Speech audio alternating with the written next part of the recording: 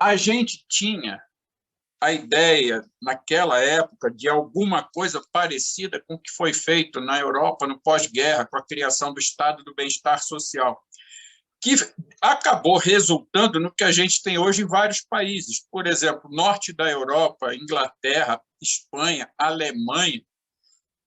O sistema de saúde é 100% público, 100% gratuito e atende a 100% da população. Ou seja, o SUS brasileiro não é uma invenção nossa. Nós copiamos, o nosso é quase que igual ao modelo inglês, que é um sistema 100% público. Tanto é que agora, na Covid, o primeiro-ministro da Inglaterra não foi para nenhum Albert Einstein de São Paulo, não foi para nenhum hospital da Rede D'Or, no Rio de Janeiro. Ele foi para um hospital público em Londres, porque lá a saúde é pública. Era isso que a gente queria aqui. A previdência para todo mundo, incluindo urbanos e rurais, também era uma coisa que a gente queria, baseado no que o Estado do Bem-Estar Social Europeu estava colocando para aqueles países que estavam se reconstruindo a partir da Segunda Guerra Mundial. Ou seja, nós sabíamos o que queríamos, nós estávamos saindo de uma ditadura militar, nós estávamos começando a reorganizar o movimento social como um todo, como eu falei, sindical, estudantil, comunitário e tudo mais, e não deu. Querendo ou não, não deu, por mais que a correlação de forças entre esquerda, direita, centro, não é o centrão, mas uma parte considerável ainda dos coronéis que ocupavam o Congresso no pós-ditadura, que eu costumo dizer que a redemocratização não se deu automaticamente depois que foi encerrado o mandato do último general, que, por sinal, foi o cara que deu o último reajuste na ditadura militar, foi o Figueiredo, no dia 31 de março de 1985. Eu fiquei muito chateado, porque quem entrou 2 dias antes de mim no serviço público ganhou um aumento grande, eu ganhei um aumento pequenininho, mas tudo bem, por isso que ficou na história. Enfim, a gente teve força para pressionar o Congresso, onde, naquela época, a correlação de forças não era muito diferente da de hoje. Hoje nós temos, na oposição, 130 deputados cravados. Um pouquinho mais, dependendo do assunto, mas não passa muito disso. Ou seja, a oposição tem 25% da Câmara dos Deputados. A oposição hoje tem 27%, aliás, 22% do Senado. E como é que a gente conseguiu? Organização social, movimentos organizados, como eu falei. E a gente começou a colocar aquilo que a gente queria. Por exemplo, educação para todo mundo. Quando eu entrei na escola, na época da ditadura, já sob o modelo imposto pelo governo norte-americano, quem quiser saber um pouco mais dessa história, é só procurar na internet o acordo MEC-USAID. USAID é USAID, que é o equivalente ao MEC nos Estados Unidos.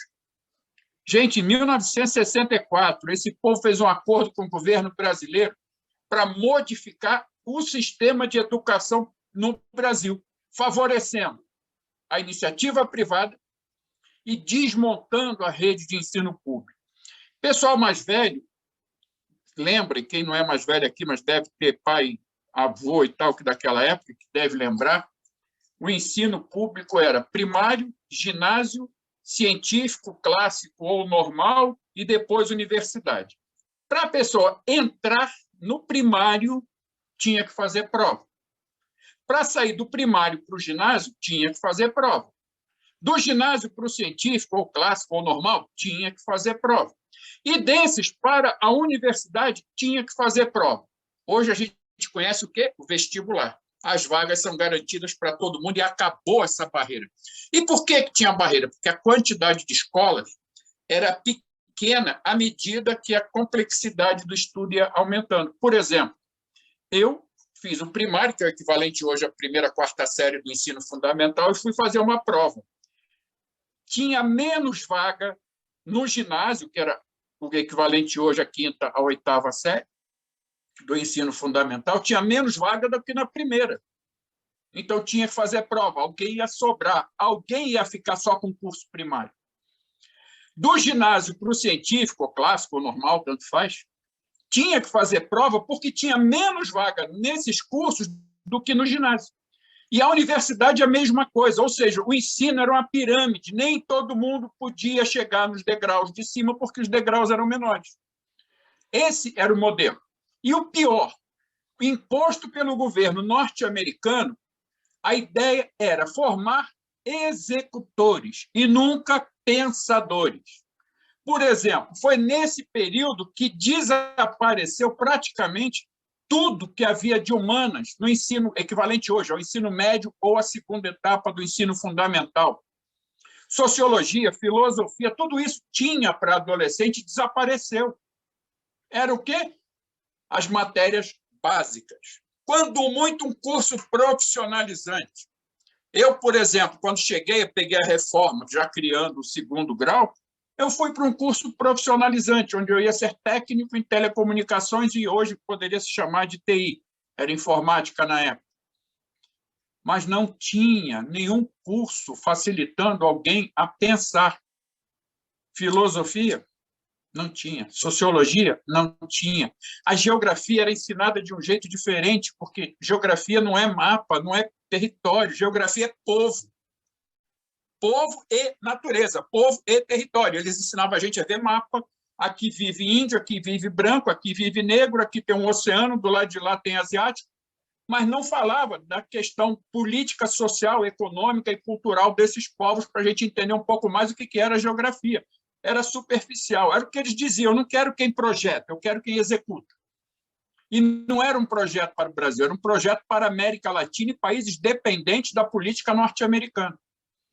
Só que nós, durante o processo constituinte, conseguimos botar o seguinte: o ensino vai ser universal, vai ser para todo mundo, vai ter vaga para todo mundo, não vai ter que ficar fazendo prova para passar de um lugar para o outro, que nós vamos ter que criar vaga, vamos descentralizar coordenadamente a saúde e a educação, fazendo com que, nos dois casos, tanto na saúde quanto na educação, nós tenhamos na mão do município, que é quem está perto da população, tira o Distrito Federal, que é caso à parte, ali é município e é Estado.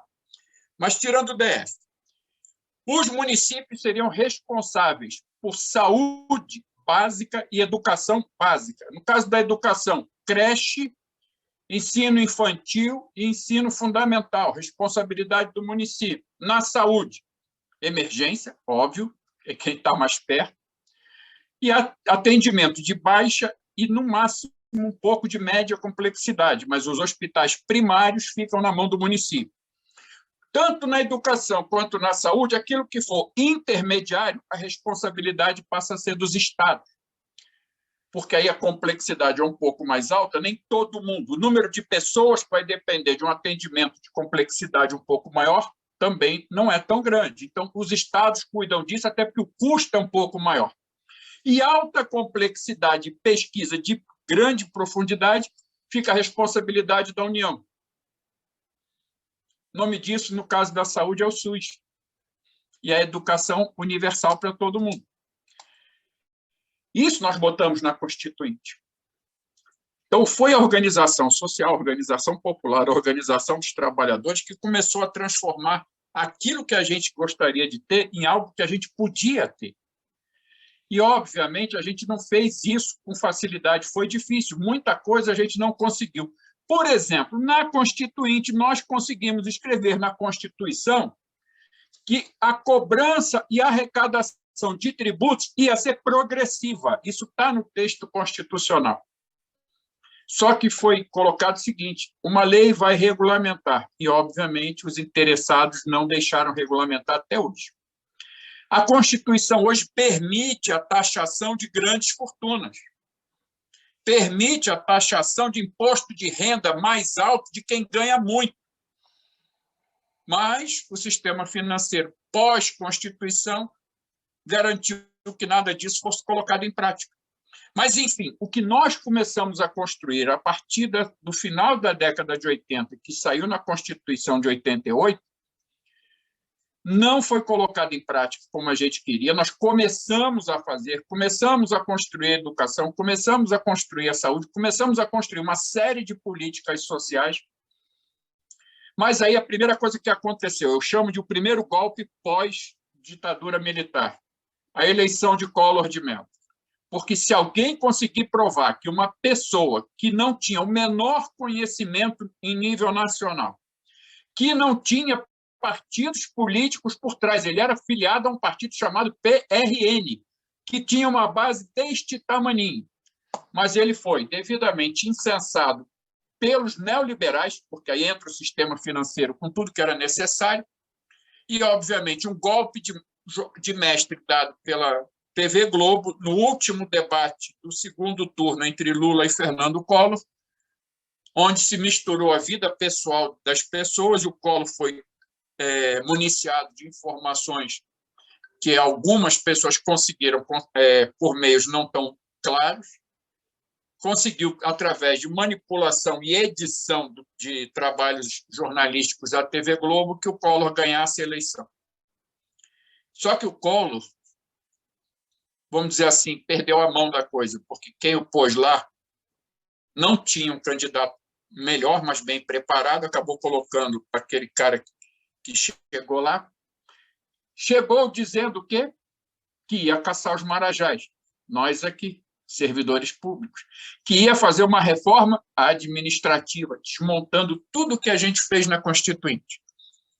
Uma das primeiras coisas que ele fez, além do confisco da poupança de todo mundo, foi pegar o Ministério da Fazenda, com mais o Ministério do Planejamento, com mais alguns outros ministérios, juntar tudo e criar o Ministério da Economia. Igualzinho que o atual fez, não é? Pois é a mesma coisa. É a mesma política. Dada por quem? Por ele? Não, pelos mesmos neoliberais de onde saiu Paulo Guedes. Então, o que a gente está vendo aí é a volta ao passado. Em algumas coisas, a volta ao período da ditadura militar. Em outras coisas, a volta a 1930.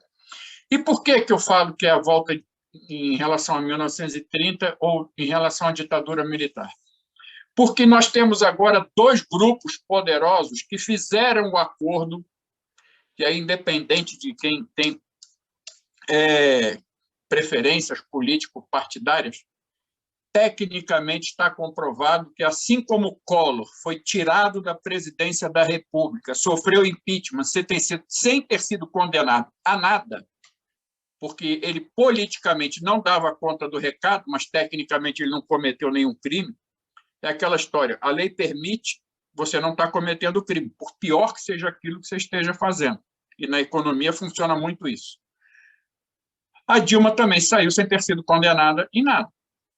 Nenhum dos dois cometeu nenhum crime. Eu estou falando os dois que é para não parecer que eu defendo um e sou contra o outro. Do ponto de vista legal, do ponto de vista jurídico, nenhum nem outro cometeu crime. Foi uma coisa que ficou muito clara nos dois processos. A única decisão que existe para tirar um presidente da República é política, não é técnica, não é jurídica, não é criminal, é política.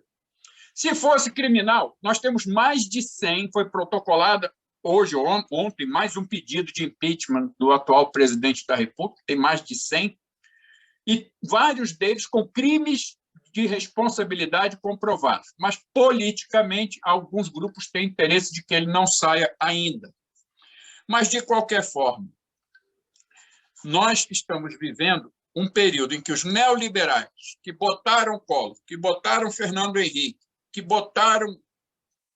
usaram Temer para botar um outro governo, que eles não queriam botar o atual, eles estão preparando a divisão do Estado entre eles e os patrimonialistas do início do século passado. Isso é a reforma administrativa. Não foi, por acaso, que eles, pensando em voltar ao passado, 2016, o Temer, é muito diferente. Temer assume e a primeira coisa que ele implanta é uma coisa que só existe no Brasil. Nenhum país do mundo tem. Teto de gastos. A emenda constitucional 95. Onde? Essa é uma jogada dos neoliberais, não é dos patrimonialistas. Eu preciso que o Estado diminua porque eu quero o dinheiro que é arrecadado pelo Estado. Para quê? Para mim, porque eu sou banqueiro, quero quanto mais tem, mais quer. Como diz Rita Lee, quanto mais tem, mais quer. E como é que eles vão pegar o dinheiro do Estado? Simples. Não faz uma reforma tributária como deveria, cobrando de quem é rico, mas mantém a carga tributária da classe média, não diminui em nada. Essa reforma tributária que está lá, feita pela base do governo, que, na verdade, foi feita pelos banqueiros, é para você dar uma capa mais bonitinha, sem mudar nada no conteúdo da atual carga tributária. Ou seja, a classe média continuará pagando a mesma coisa que pagou até aqui. Faz isso. Tá. O que mais? Não diminui a carga tributária, mas aumenta os saques para o sistema financeiro com apelido de pagamento de dívidas públicas. Para isso, eu preciso mexer na Constituição. Uma das coisas que mexe, teto de gastos. Ué, mas o teto de gasto não bota tudo debaixo do teto? Não! O teto de gasto, aquela emenda 95, só serve para servidor público e políticas sociais. Não prendeu debaixo do teto nadinha, que é para pagamento a bancos, para pagamento a instituições financeiras, sejam nacionais ou internacionais. Essa foi a primeira. A segunda coisa, eu preciso flexibilizar tudo aquilo que foi, na opinião deles, engessado durante a Constituinte. Foi dado muito direito para os trabalhadores, jornada de trabalho, garantias trabalhistas, direitos e tudo mais. Tem que tirar isso. O que eu faço? Uma reforma trabalhista.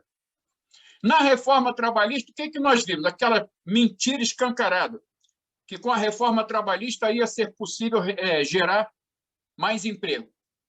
Nem no sistema financeiro gerou emprego, porque o banqueiro não gosta de empregado, ele gosta de ganhar dinheiro.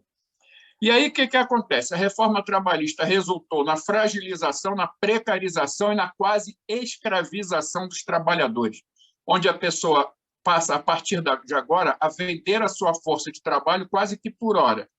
Eu vendo por hora, ganho por hora, não sei se quando eu sair do trabalho eu volto, porque o meu contrato é intermitente, nem a CLT como era na década de 30, 40, 50, e como foi evoluindo ao longo do tempo, eles querem mais.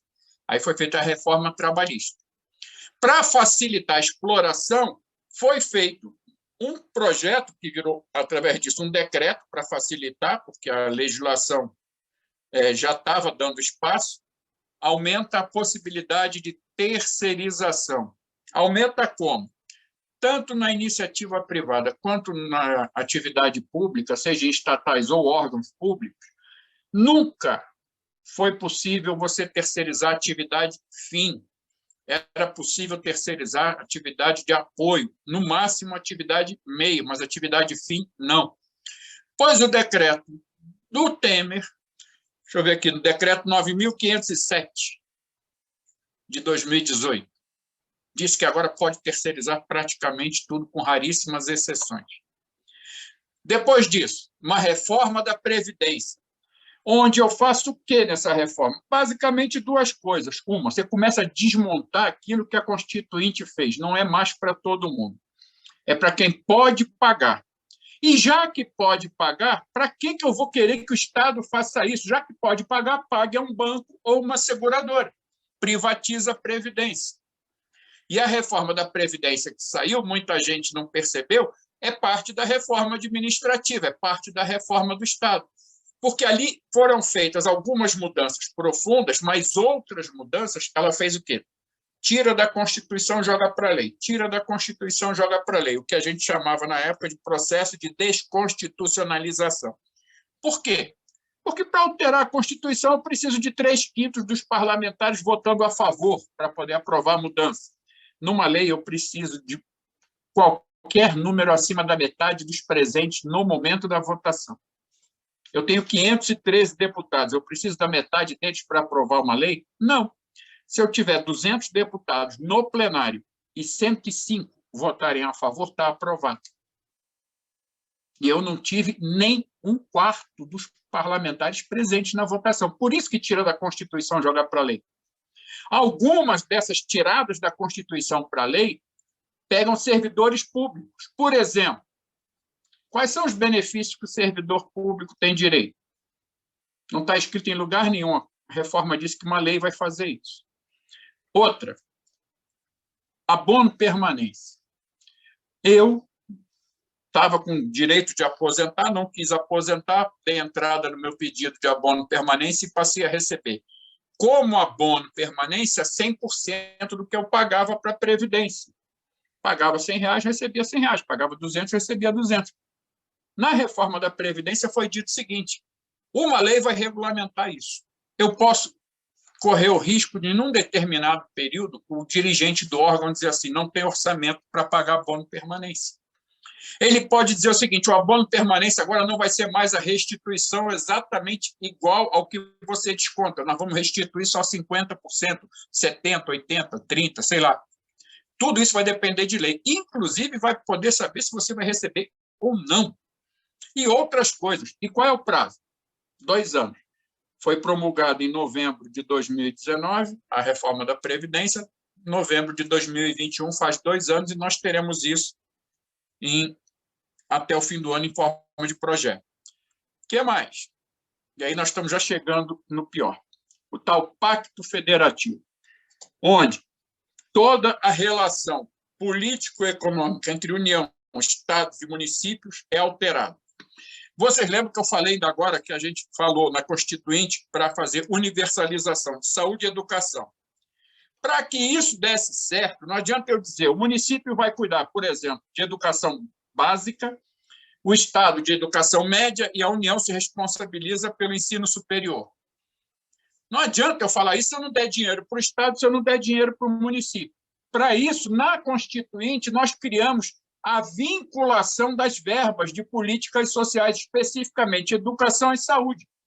Só para dar uma ideia, o que está lá hoje na Constituição, por exemplo, além de receber dinheiro do governo federal, os estados precisam do seu orçamento destacar 25% para a educação e 12% para a saúde. Ou seja, 37% do orçamento do Estado é para saúde e educação.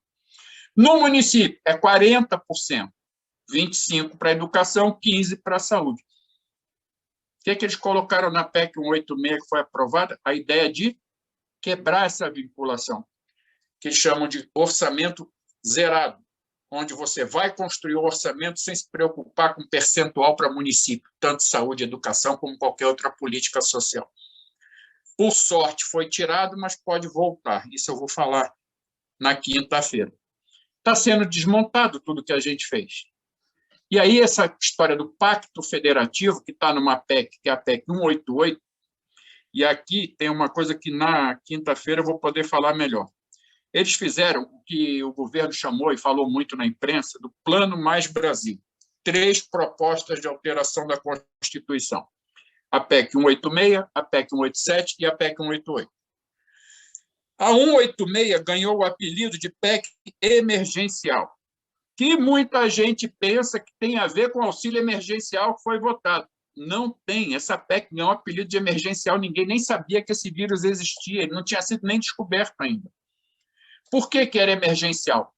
Porque era uma PEC, de acordo com o interesse dos neoliberais, de congelar todas as despesas de políticas sociais e de pessoal pelo prazo de 2 anos, que seria 2020 e 2021. A PEC foi entregue em 2019.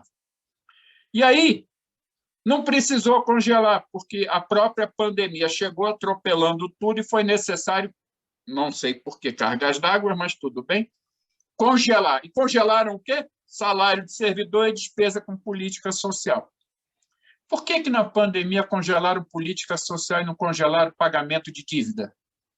Por que não congelaram os saques dos banqueiros aos cofres públicos? Por que não aumentaram a tributação dos milionários? Pelo contrário, o número de milionários aumentou, os bilionários ficaram mais bilionários ainda. E ninguém deu 1 centavo de ajuda e vai congelando despesa de política social. Está congelado o gasto com saúde, está congelado o gasto com educação, com assistência social, com salário de servidor, com amparo a pessoas deficientes, idosas, crianças e carentes. Tudo isso está congelado, mas não está congelado o pagamento para banco. Essa era a PEC emergencial, congelar por 2 anos. Só que, como a pandemia veio, eles aproveitaram, fizeram uma outra lei congelando tudo, que é a Lei Complementar 173, e deixaram a PEC lá guardada, porque a PEC 188, que é a que vai fazer a maldade maior, e aí eu falo dela também na quinta-feira, ela tramitaria com mais calma. Eles aproveitaram a pandemia, disseram, vamos pagar auxílio emergencial até uma certa data, dali a gente diz que não tem mais dinheiro, e a gente encaixa essa tal PEC emergencial como se fosse algo que tenha a ver com auxílio emergencial. E faz a chantagem. Eu só libero auxílio emergencial se aprovar a contrapartida. Que contrapartida? Permanecer congelando salário de servidor e dinheiro de política social. Isso foi aprovado no Congresso. E liberar, aumentar e facilitar pagamento a bancos, a ponto deles colocarem no texto da Constituição uma expressão chamada... qual foi o nome que eles deram? Sustentabilidade da dívida. Nunca vi isso. A dívida tem que estar sustentável. O que é isso? A entrada de dinheiro no Estado tem que estar de acordo com a necessidade dos banqueiros. Isso é manter a dívida sustentável. E o povo, bom, o povo que se lasque, né? Nós estamos com mais de 20 milhões de pessoas aí passando fome, os bilionários cada vez mais bilionários, mas a reforma vai adiante. Essa parte é a parte, vamos chamar de neoliberal. Onde é que está a parte patrimonialista? E aí é uma coisa que eu vou entrar com mais detalhe também na quinta-feira. A PEC 32, o eixo central dela, está no artigo 37 da Constituição. Ali traz os princípios da administração pública, impessoalidade, moralidade e tal, todos aqueles princípios. E aí acrescenta-se o princípio da subsidiariedade. O que é o princípio da subsidiariedade? Eu costumo dizer que o nome certo não seria subsidiariedade, seria subalternidade, porque o Estado passa a ficar subalterno da iniciativa privada. E esse princípio é o grande acordo entre neoliberais e patrimonialistas. Por quê? Porque o princípio da subsidiariedade diz assim: absolutamente tudo que for do Estado, seja empresa estatal ou órgão público, qualquer um, só vai atuar onde a iniciativa privada não quiser. Se a iniciativa privada disser, eu quero, desculpa, gente, a Constituição diz que eu tenho que dar. É o princípio da subsidiariedade colocado no artigo 37 como princípio da administração pública, eu não posso negar. A Constituição é a carta magna, é a lei maior do país. Se ela diz que a iniciativa privada tem prioridade, eu tenho que dar. Estatal? Então tá. Petróleo?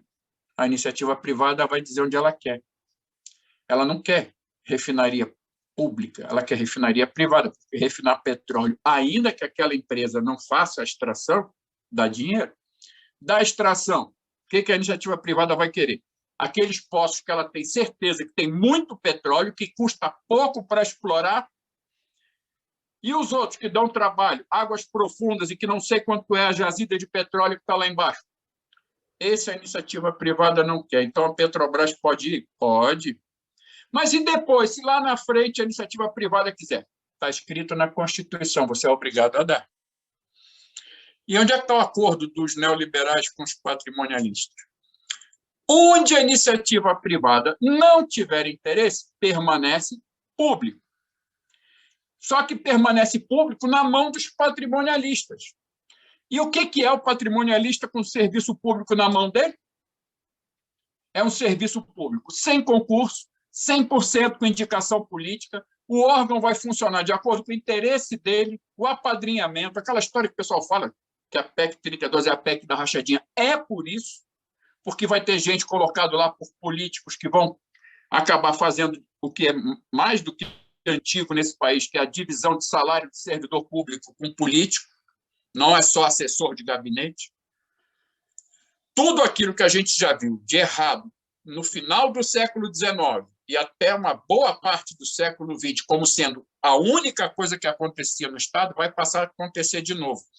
E aí vai ter a terceirização, a privatização, que eu costumo dizer que é mal disfarçada, que é o quê? Ensino fundamental, creche, hospitais, postos de saúde, unidade básica de saúde, SAMU, tudo privatizado. Ué, mas você não falou que vai ser patrimonialista? É porque vai ser privatizado através de organizações sociais. entidades filantrópicas e fundações sem fins lucrativos. Por exemplo, ensino fundamental, dependendo da cidade, pode parar na mão da Fundação Bradesco, que não vai cobrar nada de alguns, vai dar bolsas. Outros vão poder comprar sua vaga com o voucher que o Paulo Guedes disse que vai distribuir junto com o Bolsa Família. E outros vão estar na mão de organização social, e aí a gente já tem isso em vários municípios Brasil afora, onde 100% da saúde municipal está na mão de organização social, onde o trabalhador não é servidor público, também não é mais CLT, porque a nova legislação aprovada na reforma trabalhista, e ai daquele que não seguir a ordem do dono da organização social, que toma um chute no traseiro e perde o emprego. Ai daquele que não atendeu o amigo do político, do grande empresário, do deputado, do senador, do prefeito, que quer furar a fila para ser atendido. Só tem vaga para uma cirurgia. Bota o amigo do prefeito lá. Não, mas ele não estava na fila, não importa, o critério é que ele é amigo do prefeito. Os patrimonialistas vão assumir a educação básica, a saúde básica, vários órgãos públicos, e aí patrimonialista, inclusive os neopatrimonialistas, onde a gente encontra o pessoal de costumes ultraconservadores, muitos disfarçados de religiosos através de igrejas neopentecostais. E aí vocês, na FUNAI, sabem melhor do que eu o que está acontecendo no interior desse país, principalmente nas comunidades indígenas. Aliás, por falar nisso, hoje o presidente dos Estados Unidos fez contato com algumas lideranças indígenas para discutir a política ambiental no Fórum Mundial que começa essa semana. E aí é bom a gente estar de olho nisso também. Mas, enfim, os patrimonialistas vão assumir tudo isso. Eles vão assumir onde a gente não tiver a iniciativa privada querendo. E aí tem um outro grupo que não é muito patrimonialista, também não é muito neoliberal, mas tem um pouco a ver com os dois, que são os grandes latifundiários, os donos do agronegócio exportador e os grandes mineradores. Esses vão ganhar dos dois lados. Por exemplo, onde que o serviço público vai ajudar os grandes latifundiários? Por exemplo, universidades públicas da região centro-oeste. Quem já assistiu alguma outra live minha deve ter escutado eu falar nisso. Goiás, Mato Grosso do Sul e até Tocantins, as universidades federais vão ser giradas para atender aos interesses da iniciativa privada, do agronegócio exportador. Alguém perguntou para o Paulo Guedes, cursos de humanas nas universidades dessas regiões. Vai para a faculdade particular. A ideia é fechar vários institutos federais de ensino técnico-tecnológico, é fechar várias universidades, se não na íntegra, pelo menos vários campos devem ser fechados, e aquela universidade que não puder atender o interesse do agronegócio será fechada. A que puder atender vai produzir o quê? Agronomia, veterinária, botânica, tal, não sei o quê, mas para estudar lá, modelo chileno da época do neoliberalismo no Chile, onde você tem duas formas de se garantir no curso de graduação. Ou você paga mensalidade, porque quem vai administrar é uma fundação privada, ou você faz modelo chileno majoritário, você faz o curso e, no final, você tem uma conta aberta no banco para você pagar pelos 4, 5, 6 anos que você estudou. E, mesmo assim, se você estiver em Cuiabá, por exemplo, e quiser fazer TI, você vai ter que ir para outro lugar. Quer fazer filosofia, vai para uma particular. Quer fazer economia, depende. Se for economia agrária, é aqui. Se não for economia agrária, você vai estudar em São Paulo, Rio de Janeiro. É essa a proposta de reforma administrativa que vem por aí. Já está aí, né? E a PEC 32 está parada lá na Comissão de Constituição e Justiça e a gente está acompanhando. Eu vou falar da tramitação na quinta-feira. Sobre o tamanho do Estado, para alguns que falam que o Estado tem que ser desse tamanho, tem que ser daquele outro tamanho, eu queria só colocar uma coisa, que é uma coisa que eu falo muito, inclusive eu participei junto com o Zé Celso, da FIPEA, de uma live com o Eduardo Moreira, no canal do Eduardo Moreira no YouTube, onde a gente falava o Brasil tem muito menos servidor público do que qualquer país de médio para grande porte no mundo. Só para dar uma ideia, a OCDE, que é o Clube dos Ricos, a média deles é 25 em cada 100 trabalhadores é do serviço público. O Brasil tem 12. E a outra coisa é que o tamanho do Estado brasileiro ele deve ser proporcional às necessidades da sua população. E aí eu fecho aqui com uma frase do grande mestre Celso Furtado, que foi o cara que pensou numa política econômica no Brasil que atendesse à necessidade do povo. Por exemplo, no Nordeste, ele não dizia que tinha que acabar com a seca, como os militares disseram. Ele dizia como é que eu adapto a produção naquela região para atender a um povo que vive numa terra que não chove. É diferente de fazer campanha contra a seca. Gasta dinheiro e não resolve nada. Celso Furtado tem uma frase que eu gosto muito de lembrar, e eu tenho ela comigo aqui escrita, que diz o seguinte: no Brasil, o Estado não é grande demais para os problemas que existem no Brasil. Os problemas são gigantes, o Estado não pode ser pequeno. E aí, só para fechar de vez, uma coisa que muita gente fala, que eu refuto a minha amiga Érica Cocai, que é deputada federal do PT aqui de Brasília, que é oriunda da Caixa Econômica Federal, ela diz o seguinte: quando o governo, junto com as emissoras de televisão, dizem para a população entender por que está fazendo os cortes na política social, eles dizem assim: pense na sua casa, você não pode gastar mais do que ganha. Se você ganha R$1.000, você tem que procurar se encaixar nas despesas em R$1.000. A Érica costuma dizer o seguinte: uma família não tem nada a ver com o Estado, porque a família, literalmente, ela ganha aquilo, ela não pode gastar mais. Agora, o Estado ele tem que ver o seguinte: qual é a despesa que eu tenho para atender as necessidades da população? É essa? Eu vou correr atrás de arrecadar o suficiente para cobrir essa despesa e não cortar a despesa. Por que o Estado ainda não chegou no seu limite de arrecadação, de cobrança, de recolhimento de tributos e já está pensando em cortar? Tanto que nós estamos fazendo uma campanha na Frente Parlamentar Mista do Serviço Público de que, antes de se discutir a reforma administrativa, a gente discuta uma reforma tributária. Depois que a gente cobrar dos muito ricos, dos muito, muito ricos. Rico não é aquele cara que acha que tem um BMW na garagem, num bairro de classe média alta, esse cara não é rico. Se ele ganha salário, por mais que o salário dele seja muito alto. Rico é aquele cara que acorda e fala assim: eu acho que eu vou almoçar em Miami, pega o jatinho, decola e vai almoçar em Miami. Esse é rico. Aquele que tem um carro, mas ganha salário, não é não. O dia que a gente arrancar dinheiro deles, o dia que tributar de super ricos, o dia que a gente não tiver mais de onde tirar, a gente pode começar a pensar em cortar alguma coisa e mesmo assim pensar onde corta. Aí a gente vai poder pensar numa reforma mais adequada à necessidade do povo.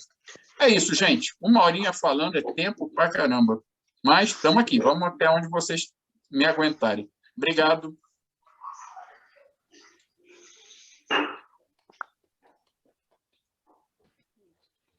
Obrigado, Vladimir. Falo por todos os 42 que estão aqui.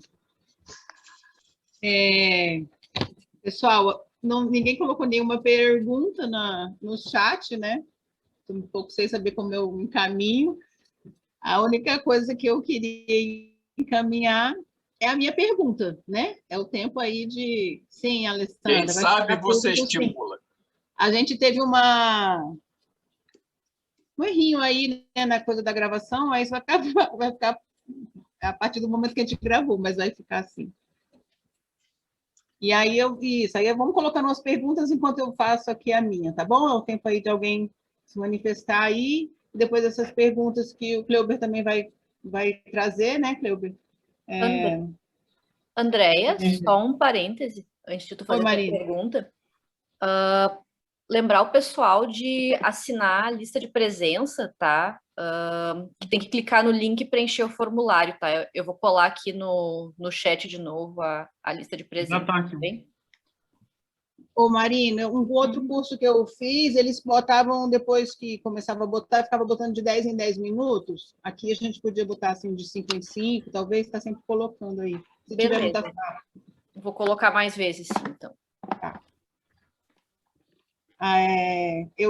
Assim, a pergunta, eu acho que tem muito informação que a gente não tem, assim, quanto gasta um Estado, quanto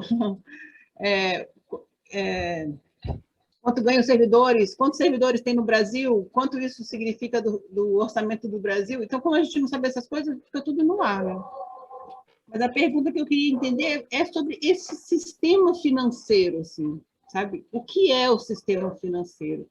É o cara do Itaú, do Banco do Bradesco e de mais 6 bancos? São essas pessoas que estão determinando tudo isso junto? Aí você separou entre patrimonialistas e tal, achei interessante, né? Como duas grandes forças, mais latifundiários, também são patrimonialistas, né? Mas, assim, eu fico um pouco sem entender o que é esse sistema financeiro, porque se a gente... É o tipo de sistema financeiro que é essa nuvem contra nós, né? E como... Não sei nem bem o que é. E a outra coisa é essa coisa da dívida, assim. E se isso é real... a dívida, assim, existe né, gente, o negócio da sindicância da dívida, como chama, Vladimir? A auditoria.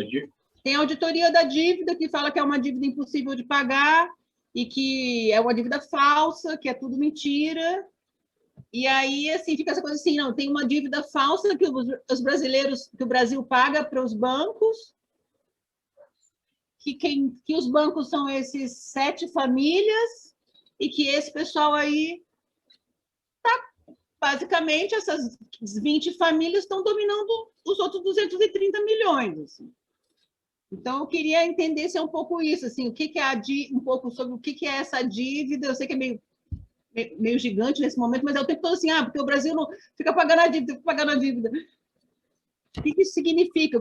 Quem é esse pessoal aí que está fazendo sabe, colocando aí o banco, o Paulo Guedes, né?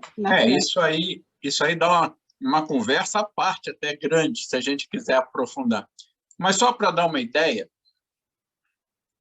o sistema financeiro parece uma nuvem e, até certo ponto, porque ele já foi feito por algumas famílias em algum momento na história. Por exemplo, a gente aprende na escola sobre as grandes navegações, as portuguesas, as espanholas, os descobrimentos.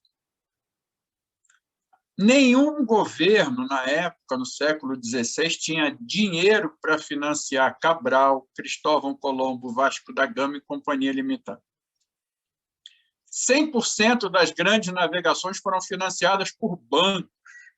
Eles tinham dinheiro. Tanto é que portugueses e espanhóis foram para o mar. Por que alguns outros países não foram? Por exemplo, os genoveses, naquela época a Itália não era unificada, por que os genoveses, que eram os mais ricos do mundo, não foram a lugar nenhum? Financiavam, não precisavam ir, bancavam, botavam dinheiro na mão do rei de Portugal, ele botava alguém. Ou alguém se esquece, por exemplo, que Cristóvão Colombo era genovês, não era espanhol. Outra coisa, os holandeses também tinham muito dinheiro, eles não foram a lugar nenhum fazer navegação, depois que achavam os lugares, eles iam lá tomar conta do comércio e tudo mais. Por quê? Através de banco. Um dos bancos mais antigos do mundo existente hoje, por exemplo, é o Santander, de uma região da Espanha onde existia grande navegação das colônias espanholas para lá e dinheiro saía a rodo. Ou seja, o poder no mundo, desde aquela época dos governos absolutistas, era financiado por grandes bancos. No Brasil, nós temos bancos, alguns ligados a famílias, mas, querendo ou não, quem manda no sistema financeiro é o sistema financeiro internacional. Grandes grupos, grandes corporações internacionais. Tem um texto nesse livrinho meu, onde eu conto a história do neoliberalismo, que é um clube, vamos chamar assim, criado numa cidade na Suíça chamada Monte Pelerin. Ali se juntaram os homens mais ricos do mundo, não por acaso, todos banqueiros, e decidiram o seguinte: de um lado, os comunistas querendo fazer o mundo inteiro virar política socialista. Do outro lado, os governos destruídos, estraçalhados da Europa, tentando se reconstruir, com o governo norte-americano botando dinheiro. A política do presidente dos Estados Unidos era investir dinheiro. Tá, e como é que ficam os milionários nessa história? Nós temos que criar o nosso. O nosso o quê? O nosso clube para proteger os nossos interesses para que a gente possa ficar mais rico ainda, aproveitando a reconstrução do mundo. E aí o dinheiro que o governo norte-americano botou para reconstruir a Europa foi de quem? Dos grandes banqueiros. A Europa inteira passou a dever fortunas para banco. E no Brasil, nós temos grandes bancos, todos os bancos internacionais estão aqui, não necessariamente em formato de banco, pode estar em formato de outro tipo de instituição financeira. Porque, por exemplo, banco que empresta dinheiro para um país não é aquele banco que tem um monte de agência que eu vou lá e ponho minha conta bancária.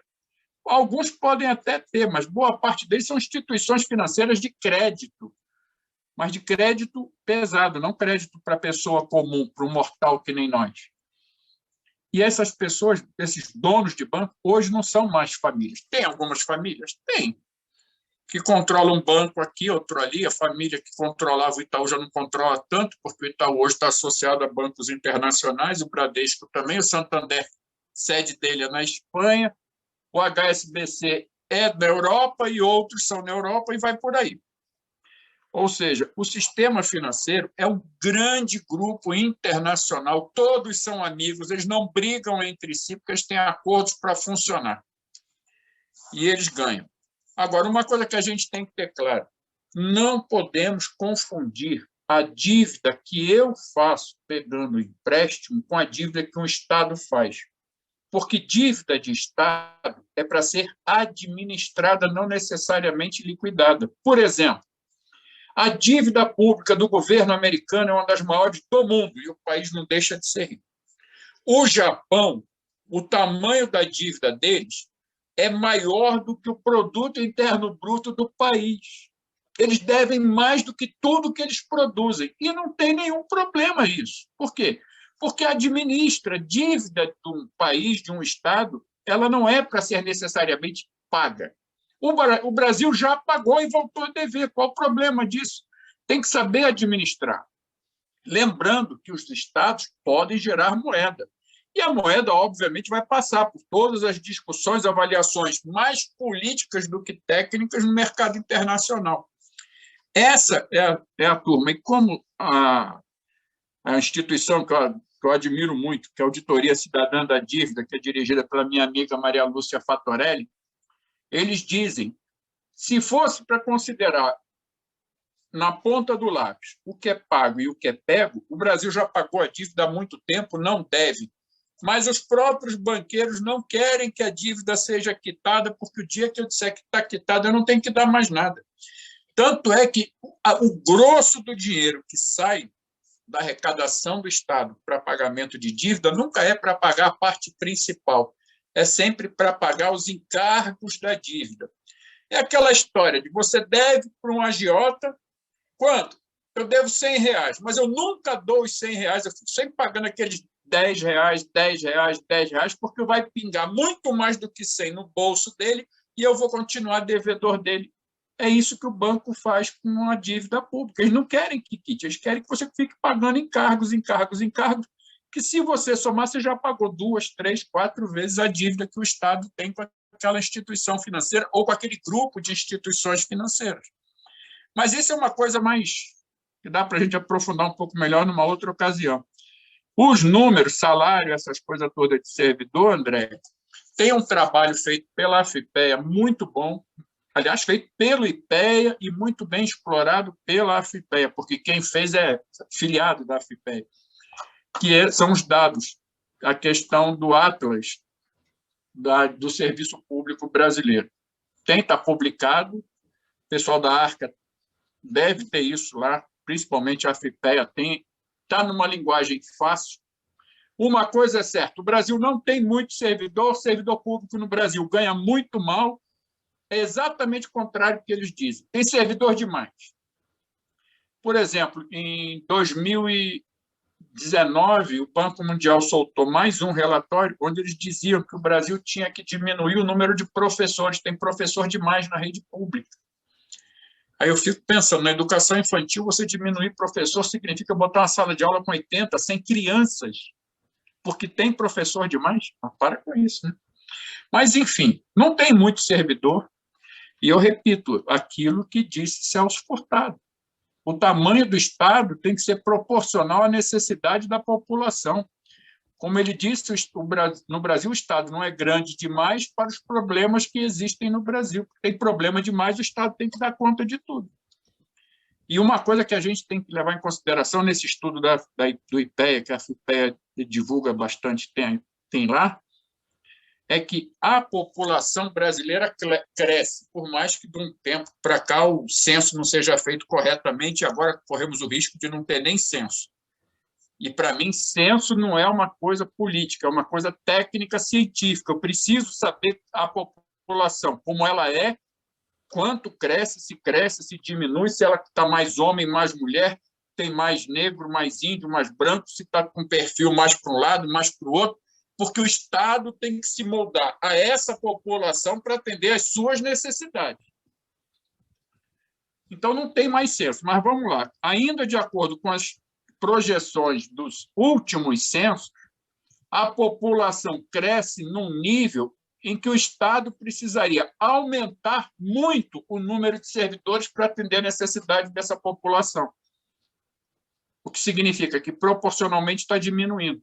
E com aquele decreto do Temer, que eu falei, que aumentou o espaço para ser terceirizado, está terceirizando praticamente tudo. Por exemplo, raro é o município, agora na campanha de vacinação, ainda que capenga da Covid, 90%, 95% das pessoas que estão lá furando o braço da gente para dar vacina é terceirizado. Não é servidor. Aquelas pessoas não contam como servidores públicos, apesar da vacina ser produzida por uma instituição pública, ser distribuída por uma instituição pública, ser a prefeitura que organizou aquela banquinha que está aplicando, mas a pessoa que está ali é terceirizada, é funcionário de uma empresa que presta serviço para a prefeitura, assim como 100% dos hospitais de campanha. Eu precisaria era de servidor público estável, que não vai sofrer pressão, que não vai fazer sacanagem, como muita gente está fazendo por aí. Mas, enfim, é isso. Mas a gente pode depois desenvolver um pouco mais esse assunto, que eu acho interessante. Mas os dados da FIPEA, se você quiser, eu tenho, posso passar também, o Zé Celso pode passar para vocês. Os dados da FIPEA estão todos naqueles cadernos, né? A gente colocou aqui... Não, mas é bom pegar um que foi feito pelo IPEA, que a FIPEA divulgou, que é o Atlas, que traz o perfil do funcionalismo brasileiro como um todo. Fonacat tem, a Arca tem, a FIPEA tem, mas a produção é do IPEA. Muito bom. Assim que saiu, eu peguei com o Zé Celso, já está aqui no meu computador. São 11 milhões de servidores, né, da União. Mais ou menos 11, 12, não muda muito. Aquilo que vocês botaram no texto de vocês é real. Está em torno de 11 milhões e a média salarial é aquilo ali, é baixíssimo. Porque, inclusive, foi feito um trabalho, até um amigo meu participou, coordenado pela Fiocruz, sobre o estresse e o sofrimento dos atuais profissionais de saúde durante a pandemia, que é uma coisa que ninguém fala. Os médicos estão virando, os enfermeiros estão virando, os maqueiros, os fisioterapeutas, está todo mundo sofrendo. O que é que ninguém fala? Que a maioria tem 3 empregos. Não trabalha só naquele hospital, trabalha naquele mais 2. Às vezes é um hospital estadual, um municipal, um privado, ou 2 municipais, ou 2 estaduais, mas a maioria tem 3 empregos. E por quê? Porque é apaixonado pela profissão ou porque ganha pouco, tem que ter 3 empregos para tentar pagar as contas? Tá bom. Agora a gente vai passar para o Cleuber fazer as perguntas que estavam no chat. Aí eu não sei quantas perguntas tem, você vai precisar fazer em 2 grupos de perguntas, ou se é só numa só. Se tiver, a gente faz os dois grupos, pedir para vocês abrirem aí a inscrição, tem que apertar, pessoal, algum lugar. Não entendi ainda direito, mas tem que apertar para poder colocar lá o nome na lista de presença. E vou fazer aqui também para entender. E aí, senão a gente abre depois para um diálogo aí, tá bom? Vamos lá. Tá. Então, as perguntas que a gente tem, na verdade, são 3, né? A Sônia, né, ela perguntou se o senhor acha que no Brasil de hoje é possível tributar as grandes fortunas. E aí tem 2 da Maíra, né? Que a primeira, ela pergunta se... como é que é? Ela fala que ela é pouco versada no assunto, não faz sentido nenhum que somente os salários de servidores e políticas públicas estejam no teto e os saques para a dívida pública não. Do que se compõe esta dívida pública? Pois o nome confunde os leigos, né? Isso eu já até falo um pouco aí, mas se puder falar um pouquinho mais. E aí ela também colocou, poderia explicar melhor sobre a diferenciação das carreiras de Estado das demais carreiras do serviço público e no contexto da reforma administrativa, e aproveitar para falar sobre as carreiras de segurança pública, leia-se policiais e militares, no atual contexto. Bom, vamos lá. Ô, Cleber, me repete só as últimas. Claro. A primeira foi sobre os salários, né, de servidores e políticas públicas estejam no teto e os saques para a dívida pública não. Do que se compõe essa dívida pública? O nome pode confundir pessoas leigas, né? E são 2 Maíras, desculpem, gente, a outra é a Maíra Ribeiro. E a outra pergunta, a Maíra Ribeiro pede para explicar melhor sobre a diferenciação das carreiras de Estado das demais carreiras no serviço público e no contexto da reforma administrativa. Isso, se eu puder falar sobre as carreiras de segurança pública, né, as policiais e militares, no atual contexto. Bom, vamos lá. Bom, primeira questão que a Sônia coloca, é possível tributar as grandes fortunas? Eu acho que possível é. Querem tributar? Não. E aí, vamos separar o que é possível do que é factível na atual conjuntura. Por exemplo, nós conseguimos, graças à pressão, colocar no texto da Constituinte, que virou a Constituição, a possibilidade, a necessidade de a gente fazer uma tabela do imposto de renda diferente, progressiva. O que é isso? Hoje, proporcionalmente, quem ganha menos paga mais. Por quê? Porque rico, dependendo do que for, ele não paga nada. Por exemplo, ele aplica milhões no mercado financeiro, ganha juros e dividendos em cima desses milhões e paga zerinho de imposto. Não paga nadinha. Mas eu tenho meu dinheiro na minha conta do banco, eu falo assim, eu vou transformar isso aqui numa poupança, não, porque a poupança, além de ser pouco, não é tributada, mas eu boto num renda fixa pequena, um tesouro direto, qualquer coisa. Se eu quiser movimentar antes do prazo, eu vou pagar imposto. Mas o cara que bota grandes fortunas, os juros e os dividendos não são tributados. Eu tenho um carro. Eu pago IPVA. Em PVA, a gente tem que lembrar a sigla. Propriedade de veículos automotores. O I é o imposto, mas é imposto sobre propriedade de veículos automotores. Bom, não precisa ser muito inteligente, mas eu consegui entender que veículos automotores são aqueles que se movem baseado em motor próprio, automotor, certo? Certo. Meu carro é automotor? É. Eu pago aquele imposto? Pago. O barco do rico, o avião do rico, o helicóptero do rico, são veículos automotores? São, porque nenhum deles funciona rebocado. Tem motor dentro e funciona sozinho. Pagam imposto? Barcos, helicópteros, aviões? Não. Dá para tributar? Dá. É possível? É. Só que tem um detalhe. A gente está, por exemplo, agora está vendo na imprensa um debate, os grupos no WhatsApp, nos grupos de família, todo mundo discutindo. Por exemplo, o Lula voltou a poder concorrer, voltou a poder ser candidato. Aí todo mundo fala, o Lula vai ser candidato a presidente, o Bolsonaro vai tentar ser reeleito, tem o Luciano Huck, tem o fulano e tal. E ninguém discute o Congresso. Por exemplo, quando o Collor caiu, é porque a maioria do Congresso quis que ele caísse. Eu falei que era político e é. A Dilma caiu porque mais da metade dos parlamentares votou a favor da queda dela. Não importa se cometeu crime, a decisão é política. Onde é que eu quero chegar? Hoje, 40% dos deputados federais são empresários, muitos ligados ao sistema financeiro. Por exemplo, o Partido Novo, 100% dele é sistema financeiro. Todo mundo ali ou é ligado a um banco ou foi bancado para ser representante do banco no Congresso. 40% de 513 deputados é muita coisa. Quantos que são ligados à população mais carente? São parte da oposição, são professores, são profissionais de saúde? 25%. A gente vai ganhar deles quando? Na votação pura e simples. Vamos para o Senado, é pior. No Senado, 47% são empresários. Tem partidos políticos que são todos inteirinhos de empresários. E, detalhe, ainda tem parlamentar que se disfarça. Por exemplo, tem parlamentar que é dono de escola, dono de faculdade, e você vai olhar no cadastro dele, está lá, professor. Porque ele exercia a profissão de professor, mas a partir do momento que ele é dono de escola, me desculpe, ele é empresário.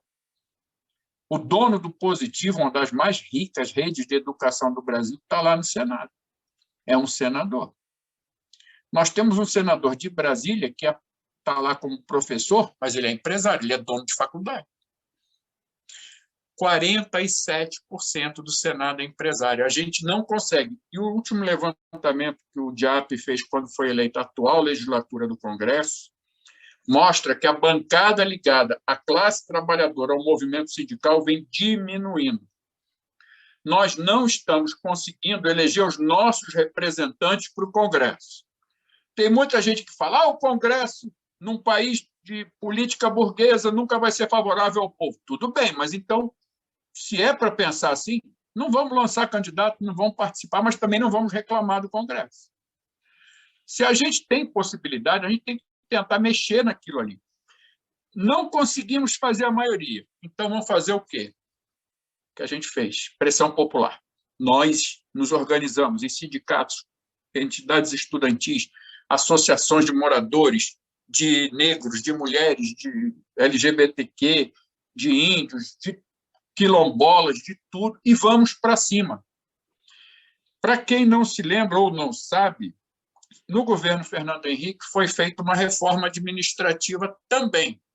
Aliás, o secretário responsável pela elaboração e entrega da PEC 32 ao Congresso disse que agora está dando continuidade à reforma administrativa do Fernando Henrique.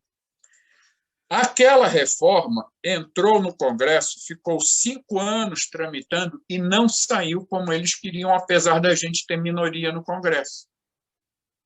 Detalhe, eles queriam acabar com a estabilidade, não conseguiram. Eles queriam acabar com o regime jurídico único, também não conseguiram.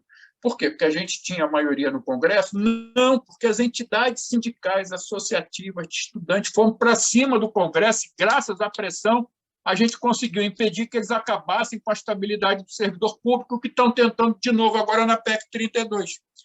Mobilização, a gente conseguiria mexer nas grandes fortunas. E aí, vamos lá, a primeira Maíra coloca, o teto de gastos, por que só despesa com pessoal e políticas sociais está lá? Porque o teto de gastos foi criado só para isso. O teto de gastos foi criado a partir de uma política neoliberal colocada pelo Ministério da Economia, que é coordenado pelo Paulo Guedes. Esquece Bolsonaro, que ele cansou de dizer, de economia, conversa com Paulo Guedes, que eu não entendo nada. O governo Bolsonaro ele é composto de um grupo neoliberal que dirige o Ministério da Economia e mais alguns, de um grupo de costumes extraconservador, vamos pegar um grande exemplo, Damares, de um grupo de patrimonialistas, que é o Centrão, que quer os órgãos para ganhar poder político, barganhar interesses. No grupo neoliberal que dirige a política econômica do governo, eles criaram um teto de gastos. Por quê? Eles estão ali representando o sistema financeiro nacional e internacional, que querem dinheiro, que querem ganhar mais do que eles já ganharam. Então, o que eu falei? Não mexe na arrecadação, mantém a exploração sobre a classe média do ponto de vista tributário. Aumenta a possibilidade de mandar mais dinheiro para os bancos, mas, para isso, eu tenho que congelar a despesa com políticas sociais. Então, por que só tem política social e despesa de servidor? Porque o teto foi criado só para isso. E eu vou falar um pouco da PEC 186 na quinta-feira, vocês vão ver que uma coisa é pior do que isso. E a questão da dívida pública. A dívida pública ela é uma dívida, eu considero o seguinte, ela até certo ponto ela é necessária e ela tem que ser bem administrada. E, infelizmente, aqui no Brasil, o governo é influenciado, dirigido até por banqueiros. Se o governo tivesse um mínimo de isenção, ele ia dizer para os bancos, olha só, eu vou manter a gestão da dívida dentro do que eu posso pagar, porque eu não posso deixar de atender aquilo que é importante para a minha população. Mas, quando os banqueiros interferem na eleição de quem ocupa o governo, a coisa muda de figura. E aí, o que é essa dívida? Por exemplo, agora, tem dinheiro público no orçamento para custear as despesas das pandemias no mundo inteiro? Não, ninguém tem dinheiro, porque ninguém estava esperando isso. Todos os países, os mais ricos aos mais pobres, estavam com seus orçamentos assim, eu vou arrecadar tanto e vou gastar esse tanto dessa forma. Não fica dinheiro em caixa, nem é para ficar. Dinheiro público não pode ficar parado. Aí veio a pandemia. Todos os países contraíram dívidas para ter dinheiro na mão para poder dar conta. Por exemplo, a Inglaterra está pagando um salário inteiro para cada trabalhador ficar em casa. Não é auxílio de 150, 250 reais. É um salário inteiro do que a pessoa ganhava trabalhando naquela empresa. A empresa que não está podendo vender está recebendo dinheiro do Estado para poder se sustentar, para sustentar seus funcionários e tudo mais. De onde vem esse dinheiro? Do governo britânico. E o governo britânico tinha dinheiro no cofre para isso? Não, foi ao mercado financeiro pegar o dinheiro. Hoje, a maior parte das dívidas públicas cresceu, e cresceu muito, por conta disso, da necessidade de dar cobertura a políticas sociais e às necessidades da população. É claro, o sistema financeiro força os juros para serem mais altos, mas aí, quando os governos querem, os principais, é claro, eles sentam com os banqueiros e falam, você não vai subir esse juro não, porque senão a gente vai ficar na situação ruim. Tanto é que o relatório do Fundo Monetário Internacional, na reunião com o Banco Mundial, é de que os estados têm que investir, que os bancos têm que cobrar menos juro para facilitar ter dinheiro, dando conta de cobrir as necessidades da pandemia. Rapidinho, a questão que a outra Maíra colocou, a questão das carreiras de Estado. Essa história de carreira de Estado, a primeira vez que apareceu escrito oficialmente em algum lugar foi num projeto, depois virou uma lei de 1974, eu até estava estudando ela, Lei 6.185 da ditadura militar, quando eles fizeram o seguinte, existia um Estatuto dos Servidores Públicos, da Lei 1711 de 1952, onde 100% dos servidores estava abrangido por essa lei. Todo mundo era estatutário? Todo mundo era estatutário. A exceção era apenas para os cargos de confiança. A exceção era apenas para os cargos de chefia que eram indicados. Aquilo que eu falei, quando começou a organizar o Estado, a botar servidor, aprovado em concurso, contratado dessa forma, com alguma estabilidade, os patrimonialistas, para não reclamarem muito, ficaram com direito de indicar pessoas em cargos de confiança, chefia e assessoria. Mas a ditadura militar, atendendo a interesses também dos patrimonialistas, para começar a desmontar o Estado e facilitar a contratação, renovação, demissão, e como disse o próprio representante do DASP e o ministro da época, economizar dinheiro público, porque já tinha banqueiro querendo ganhar dinheiro em cima disso. Eu estou falando de 1974, qualquer semelhança com 2021 não é mera coincidência. Nessa lei 6.185 de 74, surgiu pela primeira vez a expressão carreiras típicas de Estado, que eram quem? Eles fizeram a seguinte leitura. Eu vou ter 3 tipos de ações do Estado. Uma, aquela que só o Estado pode fazer, que não pode ser delegada a ninguém. Esse é exclusivo do Estado, é típico de uma atividade estatal. Por exemplo, segurança pública, eu não posso dar na mão de uma empresa. Diplomacia, eu não posso. Controle na época não, é arrecadação e fiscalização de tributos. Imagina, você contratar uma empresa para buscar o imposto que o cara não deve. O cara é subornado lá e a empresa dele finge que recebeu e não recebeu, e aí fica por isso mesmo. Então, tem que ser estatal. E, assim, algumas carreiras ficariam sendo exclusivas do Estado. A iniciativa privada não poderia fazer nada. Imagina uma empresa privada fazendo serviço de diplomacia em nome do Estado, seja brasileiro ou qualquer outro, numa reunião da ONU. Não pode, tem que ser alguém representante do Estado, que tem papel do Estado. Esses, a partir de 1974, ganharam o apelido de carreiras típicas de Estado. Tem norma dizendo o que é uma carreira típica de Estado? Tem alguma lei definindo quais são as carreiras típicas de Estado? Não. Essa lei 6.185 diz o seguinte, esses aqui que exercem atividades exclusivas de Estado, e o engraçado é que a lei diz assim, que exercem tal, como, por exemplo, arrecadação, fiscalização, segurança, não sei o quê. Bom, mas se eu estou dando exemplo, eu não estou delimitando o grupo todo, eu estou dando exemplo. Qual é o grupo exato? Onde ele começa, onde ele acaba? Não está em lei nenhuma. Desde 74 até hoje nunca foi escrito isso. Tem um projeto de lei que está sendo elaborado dentro do governo federal que vai definir. E aí eles já fizeram um corte na PEC 32. Não é mais carreira típica de Estado, é cargo típico de Estado. Porque, como diz um amigo meu, é a briga da elite dentro da elite. Como assim? Esses teriam um tratamento diferenciado e são chamados por muitos outros de elite do funcionalismo.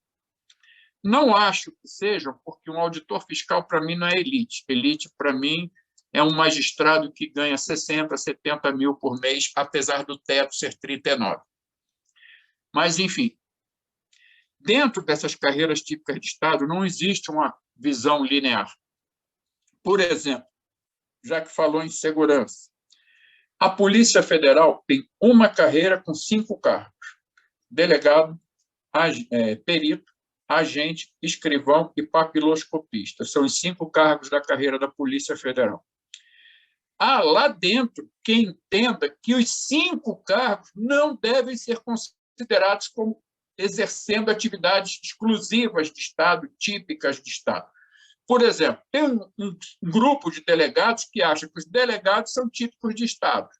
Os peritos podem ser. Agora, um escrivão ser considerado típico de Estado é muito. Então, dentro da polícia tem divergência.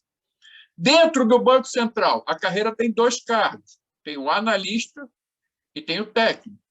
Tem analista que acha que os 2 são servidores de carreira, que fazem a atividade fim do banco funcionar, então os 2 são membros de uma carreira típica de Estado. Mas tem analista que acha que o técnico não tem que ser considerado cargo típico de Estado. Vamos para a Receita? A Receita tem uma carreira com 2 cargos, o auditor fiscal e o analista. Tem auditor fiscal que acha que o analista não pode ser carreira típica de Estado. Eu acho o seguinte, primeiro, tanto na polícia, quanto na Receita, quanto no Banco Central, todo mundo que exerce a atividade daquela instituição exerce uma atividade que só o Estado pode exercer. Não importa o cargo, mas essa bendita proposta da PEC 32 não usa a expressão carreira de propósito, para que, dependendo da força política, um cargo possa entrar, o outro não. Tanto é que no FONACAT tem cargo de algumas instituições que não entra porque o cargo da mesma instituição, que é diferente, não quer que ele entre. Não estou fazendo aqui uma crítica ao FONACAT, estou falando dentro da própria instituição. Por exemplo, os analistas tributários não fazem parte do FONACAT porque os auditores fiscais não querem. E aí? Os advogados são carreira típica de Estado? São, segundo o que se entende, são. Por quê? Ninguém, a não ser um advogado público, pode fazer o papel de defender o Estado. Certo? Certo. Pois bem, eu entrei na administração pública na década de 80.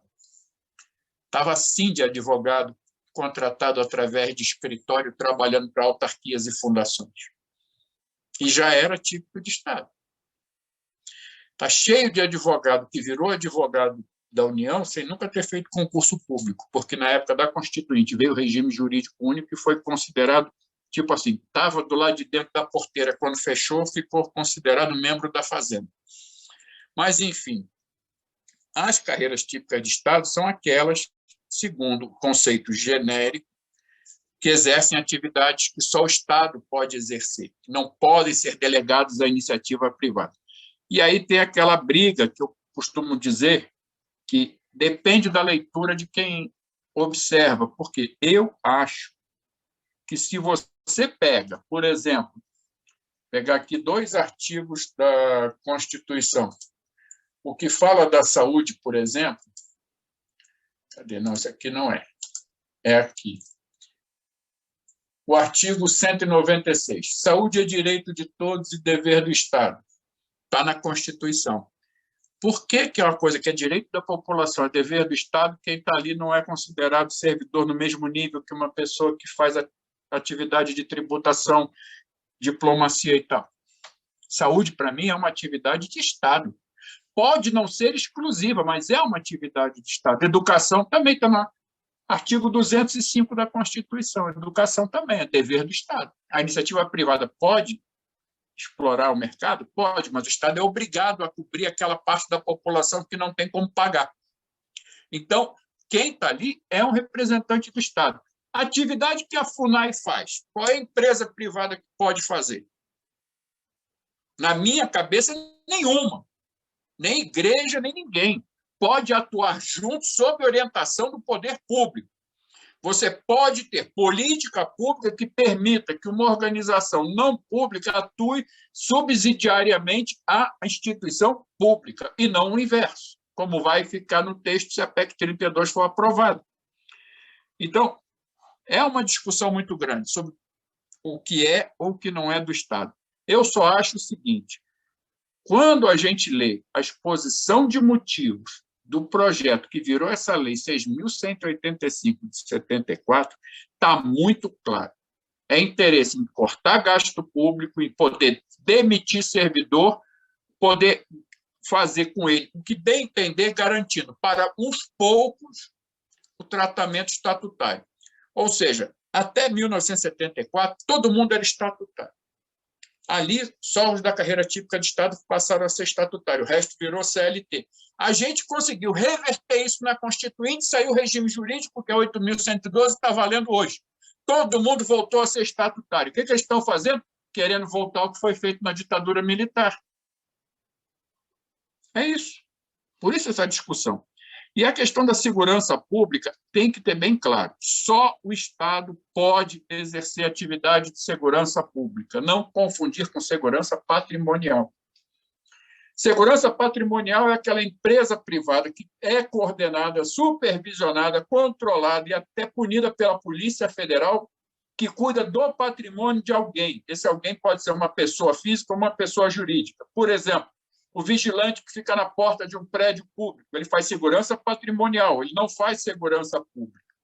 Ele não tem poder de polícia, ele não pode dar voz de prisão, ele não pode fazer nada a não ser cuidar daquele patrimônio para o qual ele foi contratado. Então, só o Estado pode fazer segurança pública? Só o Estado.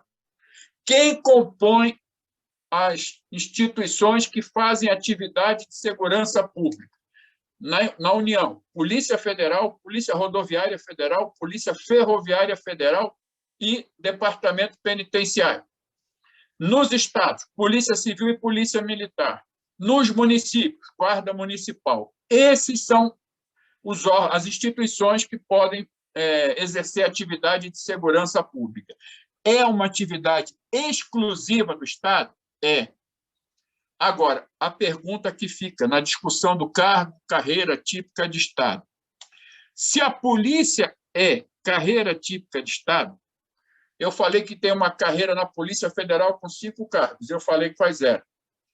Aí o pessoal que é chamado de administrativo ou carreira de apoio da Polícia Federal, e eu conheço bastante, porque eu cuidei da estrutura deles durante muito tempo no Ministério do Planejamento, eles dizem o seguinte: quem cuida do arsenal da polícia somos nós não fazemos uma atividade policial, não. Quem dirige carro da polícia no dia a dia não são policiais, são essas pessoas do quadro de apoio. A atividade deles não é policial. Na Receita Federal só existe auditor fiscal ou, quando a gente chega lá, muitas vezes a gente é atendido por alguém do quadro auxiliar. Não faz uma atividade tributária? Sem contar que no aeroporto está cheio de terceirizado fazendo atividade aduaneira, junto com o auditor e com o analista. Mas tem a bendita discussão do que é carreira típica e do que não é. Eu acho que é uma coisa muito mais ampla do que apenas um cargo, 2 cargos ou uma carreira. Eu quero saber como é que vai funcionar a AGU se o pessoal que não é advogado parar de trabalhar, por exemplo. Como é que funciona o Ministério Público com os procuradores sem o resto da equipe? O que é carreira típica de Estado? Quem é que cuida da atividade do Estado? É só aquela pessoa? Então, solta o policial sozinho, sem apoio, o auditor sozinho, sem apoio, diplomata. E diplomata eu vou mais longe. A carreira diplomática só tem diplomata. Mas eu tenho mais 2 cargos que não são da carreira diplomática: o oficial de chancelaria e o auxiliar de chancelaria. Sai do Brasil, vai para qualquer embaixada brasileira. Às vezes tem um diplomata, às vezes não tem nenhum. Quem está lá? É o oficial de chancelaria, auxiliar de chancelaria, que cuidam das unidades de representação diplomática do Brasil fora daqui. Mas não são considerados carreira típica de Estado enquanto diplomata é. É uma questão de aquela história, né? Isso aqui é estreito, isso aqui é largo, mas isso aqui é a mesma coisa, caramba. Depende de como você olha. É isso. Vamos lá, Cleuber. Se alguém ainda está acordado, não sei. Não, que isso, tem bastante, inclusive, né? Eu estou vendo 2 perguntas do Vitor, né? Ele pergunta: gostaria de entender por que o Estado não está quebrado, se estamos vendo um furo no orçamento aprovado para 2021, né? E ele diz: também gostaria que o professor dissesse por que tem tanto sindicato pelego no serviço público.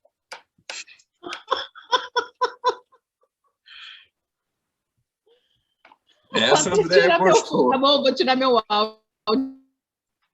Não, foi bom.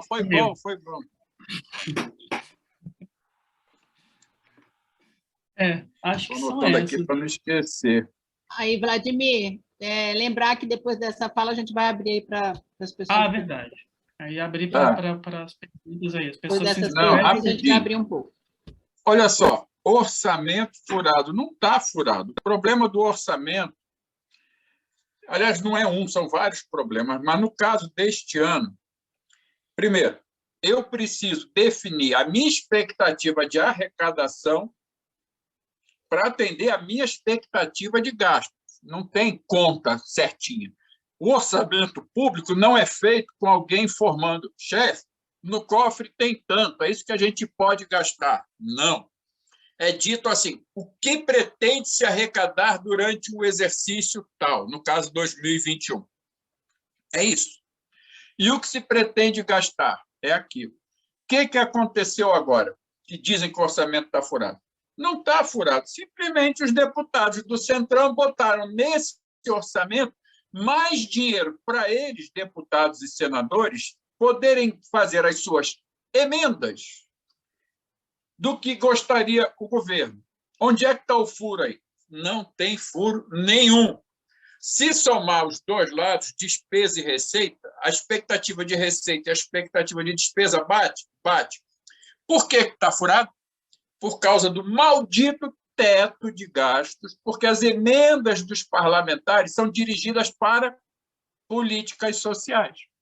É uma obra de escola, é uma estrada que é infraestrutura, é uma ponte que é infraestrutura, é asfaltamento que é infraestrutura.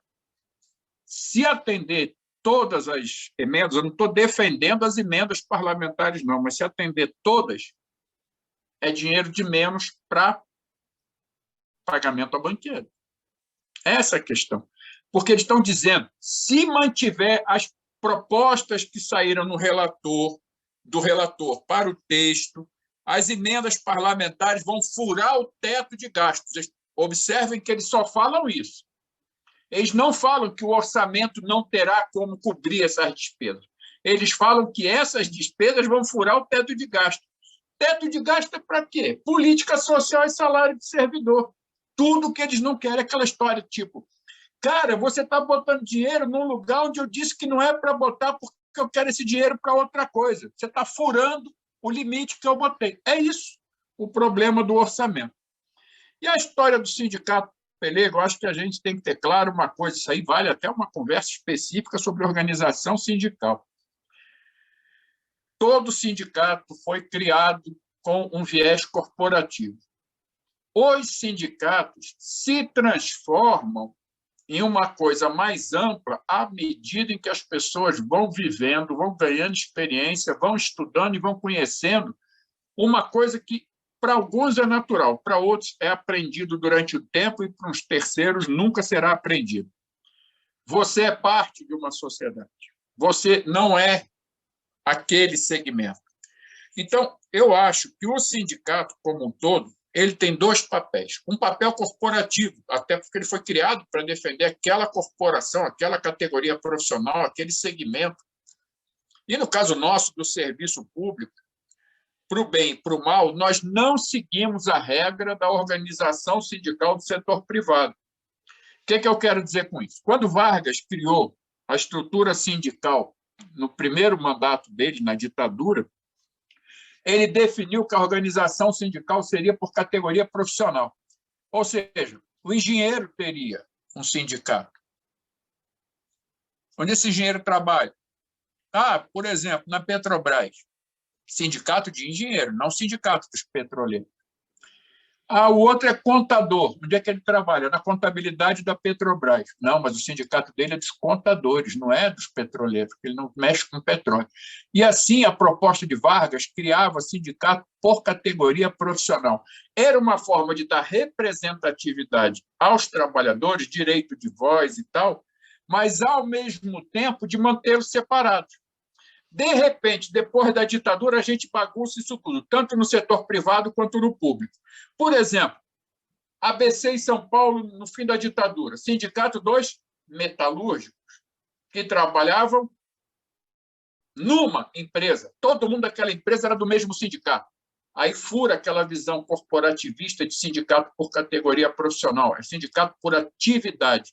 Tanto é que dali surgiram sindicatos dos bancários. Todo mundo que trabalha em banco, não importa se o cara é economista, contador, se ele é caixa, se ele é operador de mercado, não importa. Ele trabalha no banco, ele é bancário, ele tem que estar no sindicato de todos os bancários. E o sindicato, por atividade, dá mais força. No caso nosso, no serviço público, quando a gente saiu daquele limite que proibia servidor de ter sindicato, aliás, aquela lei 6.185, ela dizia: quem não fosse carreira típica de Estado ia ser CLT, mas sem dois direitos da CLT. Sem direito de greve, sem direito de ter sindicato. A gente só adquiriu isso quando voltou a ser estatutário, contraditoriamente, depois da Constituição do regime jurídico único. O que nós fizemos? Nós criamos sindicato de todo tamanho, de todo formato, de todo perfil, uma bagunça generalizada, anarquia. E eu digo que é para o bem e para o mal, por quê? Porque, por exemplo, eu tenho um sindicato que representa um único cargo, dependendo da instituição. Eu tenho um sindicato que representa um segmento da instituição. Eu tenho um sindicato que representa a instituição inteira. Por exemplo, universidade. Eu tenho um sindicato em cada universidade brasileira. Uma universidade tem um sindicato. Beleza. E a Receita Federal? Tem um sindicato para os auditores do Brasil todo.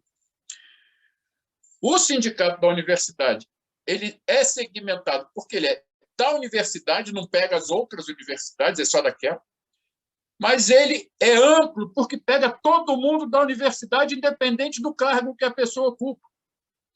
O da Receita é o contrário. Ele é amplo porque é um sindicato de base nacional, mas ele é estreito porque pega só o auditor fiscal da Receita. Um é por instituição, o outro é por cargo. Não é nem categoria profissional, porque auditor fiscal não é categoria profissional, é um cargo público. Então, nós temos, desde o sindicato mais amplo, que representa o conjunto de servidores. Por exemplo, nós temos hoje sindicatos que representam toda a instituição. Por exemplo, o IBGE tinha uma associação que virou um sindicato nacional. Não importa o cargo, não importa em que lugar do Brasil, todo mundo é de um único sindicato, que é o Sindicato Nacional dos Servidores do IBGE. O Banco Central, muita gente não sabe, existe em 10 estados. É um sindicato só para 100% dos funcionários do banco, não importa se é analista, se é técnico, se está em São Paulo, no Rio, em Fortaleza. É um sindicato de 100%. Esse sindicato dá mais força. Mas ele está lá para brigar pelos interesses dos servidores do Banco Central, assim como do IBGE, que é nacional, que pega todos os cargos, está lá para brigar pelos interesses dos servidores do IBGE. Tanto que, na época que eu estava no Ministério do Planejamento, eu recebia esses sindicatos para negociar a tabela salarial, o desenvolvimento, a estrutura de carreira daquele órgão, daqueles cargos e tudo mais. Só que, para você dar um passo para fora e entender que aquela sua representação faz parte de uma sociedade que você, querendo ou não, sofre e faz influência para fora do seu sindicato, sua vida não começa e termina ali dentro, você precisa de quem está lá fora e quem está lá fora precisa de você também. Você entender que você é sociedade e muito mais, que você é classe trabalhadora explorada por uma classe dominante, vai um espaço muito grande. É muito tempo de militância, de estudo, de conhecimento, de convívio que a gente vai aprendendo. Que o movimento sindical precisa ter claro que ele é parte de uma sociedade, de um povo, de uma nação, que aí ele se comporta coletivamente. Ou alguém acha que a gente conseguiu botar tudo de bom na Constituinte, cada um brigando pelo seu pedaço. Nós conseguimos, enquanto servidores, todos juntos, impedir o fim do regime jurídico único e o fim da estabilidade na reforma administrativa de Fernando Henrique. Mas continua tendo, e não querendo ser pessimista, não vai acabar tão cedo o sindicato que é mais estreito, que é mais localizado, que olha apenas para o seu umbigo. Tem sindicato que defende só aquele carguinho ali, o resto do órgão ele está nem aí. Só que se o órgão desmoronar, ele está na rua com quem? Com os outros que foram junto, porque o órgão caiu, o órgão acabou, o órgão foi privatizado. Se essa reforma aprovada, vai acontecer isso.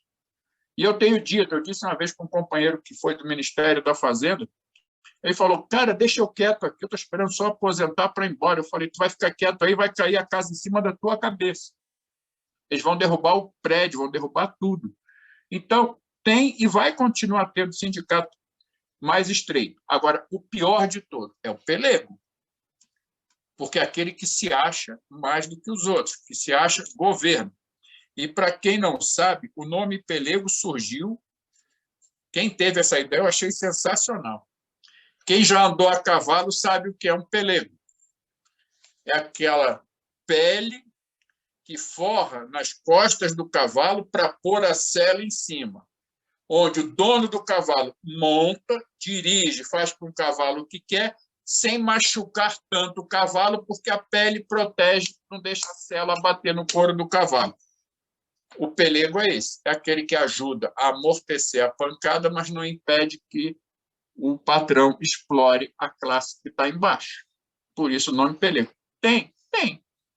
Ou vocês acham que o atual presidente foi eleito com muitos votos de servidor público? Por quê? Bom, é isso, Cleuber. Vamos nós. Eu acho que aqui, com essas perguntas já na caixa de comentários elas encerraram, né? Então fica aberto aí, né? Então, a gente coloca o quê? Quanto tempo? Não sei. Sugestão. 2 minutos, né, por fala. 2 minutos, vai lá. 2 minutos por fala, no máximo 2,5. Mas assim, pessoal, eu acho que esse que é a grande questão, né? Quando me perguntaram por que vocês estão fazendo um curso, não estou entendendo o que é curso, assim. É um pouco pensando nesse horário aqui de 9h29, né? Falta 1 minuto para a aula acabar. É esse momento onde a gente pode ter algum se posicionar um pouco, né? Vamos só tentar ter falas curtas, porque como a gente ainda tem a próxima aula, quem sabe na próxima a gente ainda consegue aprofundar mais esse diálogo entre nós, né? Andréia, a gente pode fazer agora aquela famosa conversa da época da faculdade, que acabou a aula, todo mundo se levanta e ninguém sai, fica com o livro debaixo do braço, conversando ali na porta, ou no corredor, ou dentro da sala, mas todo mundo fala. Só faltava a cervejinha do happy hour, né? Mas vai que rola. Então, pessoal, vamos abrir aí, tem alguém que tem... Algumas entidades estão economizando, inclusive, o cafezinho, que quando a gente fazia presencialmente, rolava café, biscoitinho, agora não rola nada, cada um que tome o seu café e o seu biscoito. Vamos nós, quem quiser falar.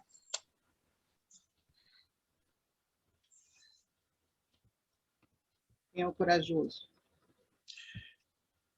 Lembrando de novo da época da faculdade, fazer que nem um professor meu. Pula a primeira, vamos para a segunda pergunta. Que ninguém gosta de fazer a primeira.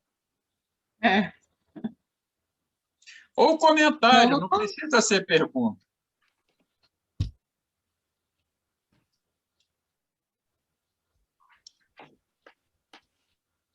Boa noite, professor Vladimir, Andréia, Cleuber, né? Boa noite a vocês. Estou bastante feliz em poder participar. Até peço desculpa porque o horário que vocês iniciaram é São Paulo, né? E eu sou do Mato Grosso, então o horário aí ficou um pouquinho conturbado e a internet não ajudou também. Então, peço desculpa, mas, assim, achei excelente a fala do professor Vladimir, né? Vou chamá-lo assim, porque me senti, né, uma aluna aqui, aprendendo um pouquinho mais sobre a questão dos sindicatos. Sou presidente de conselhos municipais de educação e do meu município, e vejo que nós nos debatemos bastante quanto a planos de carreira, e o que o senhor acabou de dizer aí demonstrou o quão... como diz, o quão desequilibrado estamos quando falamos a nível de Estado ou quando falamos a nível de município, né? O trabalhador é o mesmo, porém, as regras, quando são municípios menores ou que têm um recurso menor, então, eles meio que se aproveitam, vamos dizer assim, né? Dessa questão de custo-benefício de manter este servidor. Então, é uma batalha muito grande em estar aí lutando para ganhar migalhas. Eu escutei uma coleguinha colocando ali, né, por que não poderia ser uma união, como o senhor disse aí, em alguns outros órgãos, como é a Receita.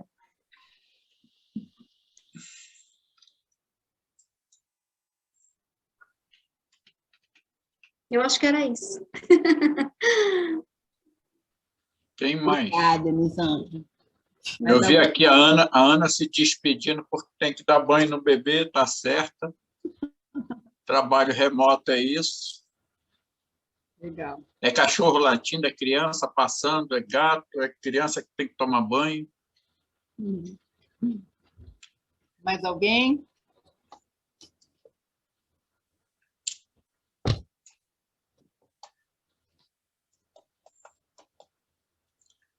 O horário também não ajuda. Está todo mundo com medo de fazer a pergunta, Vladimir. Não, olha só, deixa eu fazer um comentário aqui. Até essa questão da... Primeiro, Sandra, a questão do Conselho Municipal de Educação, eu acho um trabalho muito bonito, porque é uma luta difícil, desproporcional. Quanto menor o município, maior a pressão.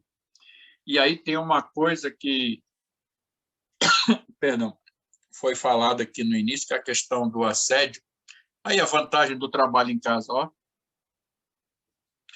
Então, o que acontece?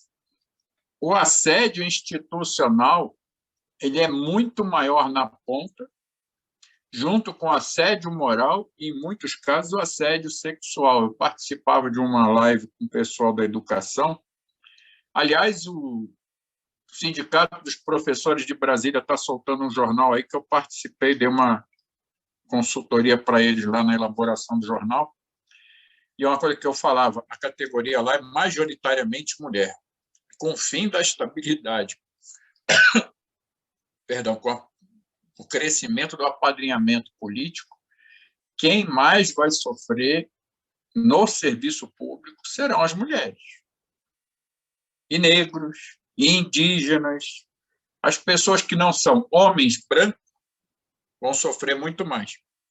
Como disse um colega outro dia, não vai ser fácil uma mulher com filhos, ainda mais se for filho pequeno, conseguir uma vaga na administração pública se não for por concurso. Vai ficar difícil. Mas, enfim, nos municípios é muito difícil. É discussão de carreira. Gente, é fundamental você ter uma carreira para a educação estruturada na ponta, no município, porque a formação inicial das crianças, principalmente das faixas salariais mais baixas ou daquelas que não têm nada, sai dali. É da educação municipal. Não tem educação federal para criança pequena, não tem educação estadual para criança pequena, é municipal. É por ali que você começa a educar alguém. E é maltratado. É salário, é condições de trabalho, é plano de carreira que não existe. E plano de carreira não é só salário, se a pessoa tem uma tabelinha para subir. É desenvolvimento, é formação, é capacitação, é instrumento de trabalho, é jornada adequada, é instalações, é tudo isso. Então, eu acho que é uma luta muito, mas muito difícil.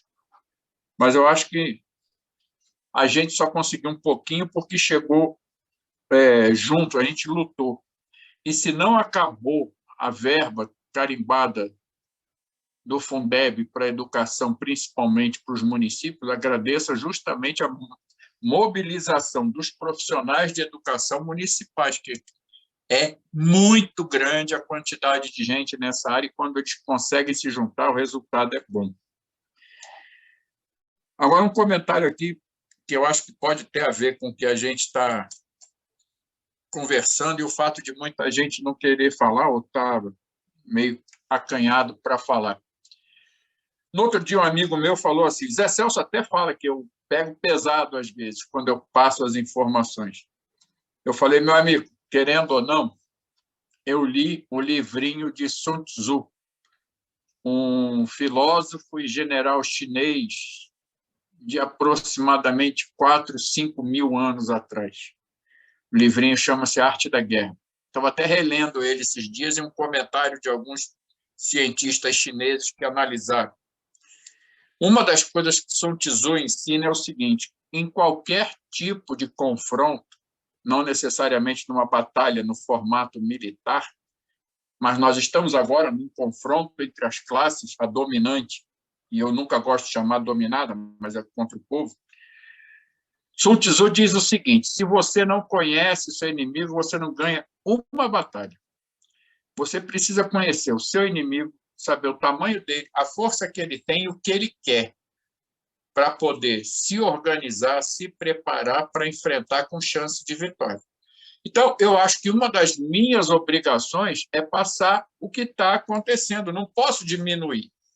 Eu gosto muito de uma coisa, a característica que o Zé Celso tem, eu estou falando muito nele porque eu sou fã daquele meu amigo, mas uma coisa que o Zé Celso tem, ele quer discutir sempre como que a gente pode ter um Estado melhor, o que a gente precisa para ter um Estado melhor, qual a alternativa a isso aí.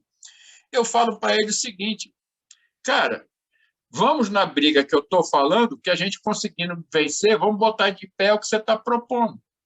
Eu não vou nunca conseguir botar o Estado que eu quero em pé se eu não barrar a destruição que estão querendo fazer. Então, eu costumo dizer que, seguindo os ensinamentos de Sun Tzu, eu estou mostrando um pouco a cara, o tamanho, a força e o objetivo do nosso inimigo, para que a gente possa se preparar para o que vem aí. Pouco tempo atrás, participei de uma live com alguns amigos da Receita, inclusive, e eu falei a eles o seguinte, falei, olha, eu quero lembrar vocês de um evento, naquela época não existia live, era ao vivo, aconteceu em Florianópolis, cidade que eu adoro, que para mim é um carinho especial. A Delegacia Sindical dos Auditores da Receita lá de Florianópolis promoveu, mas juntou gente do Brasil inteiro. Era 2018, o atual presidente estava eleito, mas não estava empossado, o Congresso estava eleito, mas não estava empossado, e eles me pediram para dar um panorama político do que vinha aí no governo Bolsonaro, com Paulo Guedes, com não sei mais quem e tal. E eu, em dezembro de 2018, eu mostrei tudo o que ia acontecer em 2019, 2020, 2021. Pelo menos é o que estava previsto nos relatórios do FMI, do Banco Mundial, no programa que eles estavam discutindo, e com um detalhe, estava tudo no Globo, no Estadão, na Folha, no Correio Brasiliense, e a gente não lia. Eu falei para eles, infelizmente, todas aquelas más notícias, porque teve um amigo meu de São Paulo que estava lá, que disse assim, poxa, eu esperava um balde de água fria, você me jogou um balde de gelo frio. Eu falei, não, cara, eu tirei o pano da tua frente para você ver o que vai acontecer se Bolsonaro tomar posse em janeiro e começar a fazer o que ele está propondo fazer. Não errei em nada. Infelizmente, eu queria errar em tudo, mas infelizmente eu não errei em nada. É isso. A luta que a gente vai enfrentar é muito difícil, o que estão querendo fazer é muito feio, é muito forte, é muito triste, e se a gente não conhecer o que está por aí, a gente não vai conseguir se indignar o suficiente para se revoltar e ir à luta. E aí eu acho que o trabalho que vocês fazem, tanto a associação dentro da FUNAI, quanto junto com a ARCA, que tem várias pessoas lá que eu admiro, inclusive o pessoal da área de ciência e tecnologia que está na ARCA. Eu estou negociando com eles uma data, porque já me chamaram para participar de mais uma live com eles, e o calendário não está acertando, mas eu quero ir para lá com eles. Ciência e tecnologia, lá do ministério deles.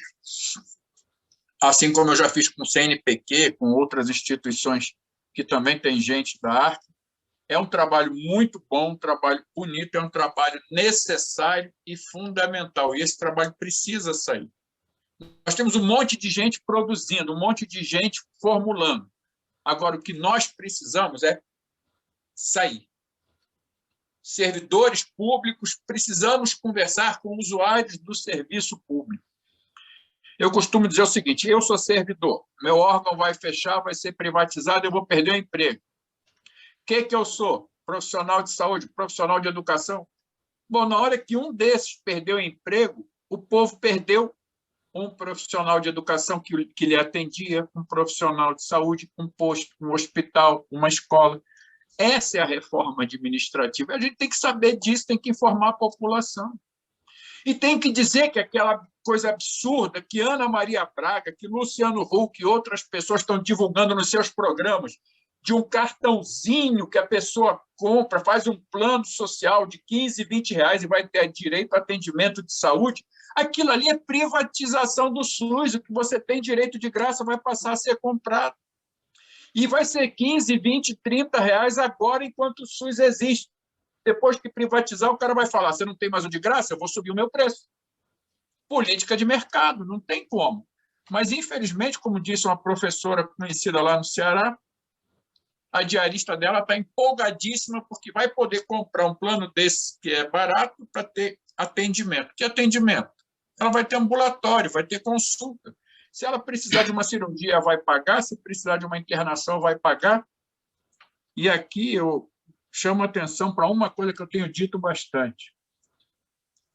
Hanseníase, AIDS, tuberculose e outras doenças só tem tratamento na rede pública por um único motivo. Não é doença de rico, é doença de pobre.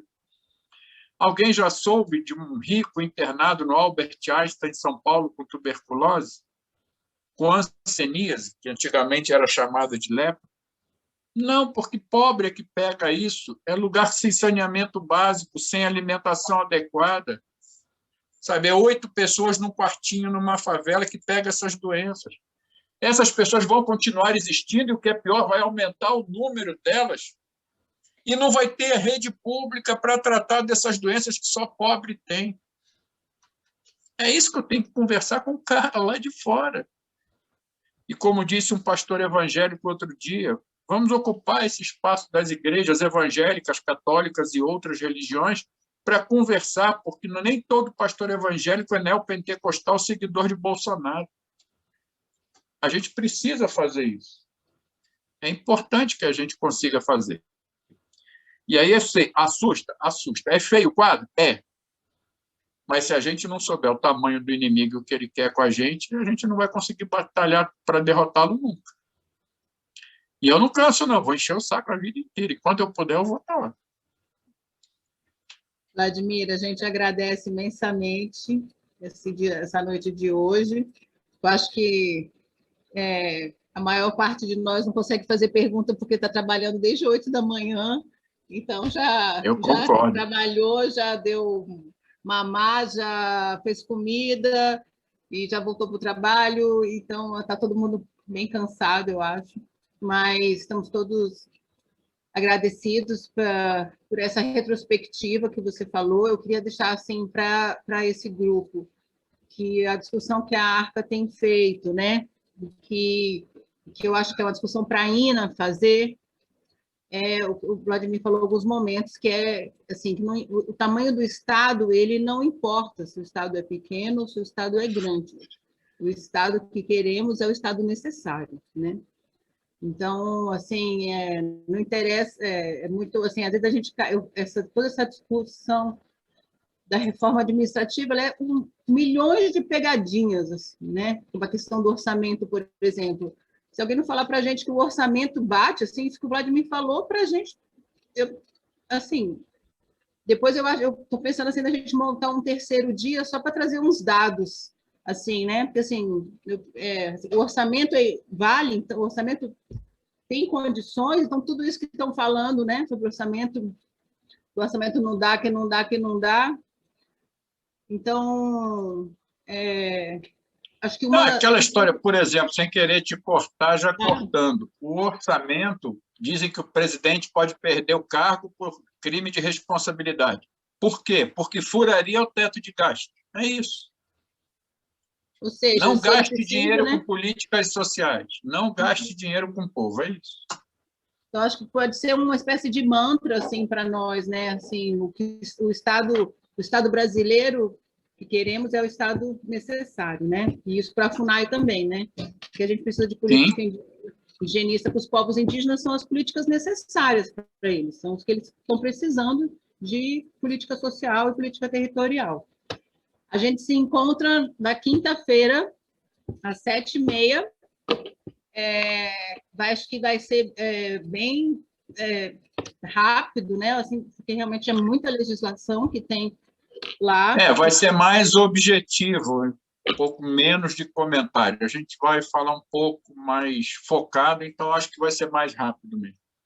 Não estou falando que o ritmo não foi bom, o ritmo foi ótimo. Vamos devagar esse ritmo. Aqui não foi devagar, não, tá? Vamos destrinchar e dizer por onde ela vai. Que é para a pessoa entender o que está acontecendo lá no Congresso. Então, é mais objetivo. Concreto e ver um pouco de como é que funciona, né, a PEC para a gente conseguir ter algum tipo de atuação, né? Uma das atuações que tem se falado muito são atuações estaduais, isso a gente conversou na época da FUNAI inteira, não pela metade, né? Lembrar vocês que, assim como a gente fez no FUNAI inteira, né, a atuação no Congresso, a atuação digital, ela faz sim a diferença, né? Então, assim, por exemplo, o deputado da Frente Servir, o professor Israel, ele veio a público falar que o relator da PEC só escutou ele, só recebeu ele por causa de toda a pressão que tem sido feita nas redes, né?